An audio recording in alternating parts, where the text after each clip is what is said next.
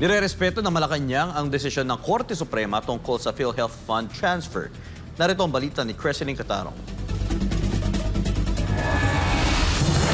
Iginagalang ng Malacanang ang naging kautusan ng Korte Suprema hinggil sa pagbabalik ng Philippine Health Insurance Corporation o PhilHealth ng hindi nagamit na pondo na nagkakahalaga ng 60 bilyong piso ayon kay Executive Secretary Ralph Recto. Sa kanyang pahayag, sinabi ni Recto na mula sa pool ay handa ang ehekutibo na sumunod sa anumang ilalabas na utos ng Korte Suprema, tulad ng pagsunod dito sa direktiba ng Kongreso noong una na gamitin ang natutulog na pondo ng mga government-owned and controlled corporations o GOCCs para sa kapakinabangan ng publiko. Iginit ng opisyal na ang ehekutibo ay tumalima lamang sa mandato ng Kongreso sa ilalim ng 2024 General Appropriations Act. Nilinaw niya na tanging tungkulin lamang ng Department of Finance ang revenue generation at pangangasiwa ng utang at fiscal deficit ng bansa. Bago na isagawa ang remittance, kinumpirma ng Office of the Government Corporate Council, Governance Commission for GOCCs at Commission on Audit na maaari itong gawin. Pinagtibay din umano ng PhilHealth Board ang transfer.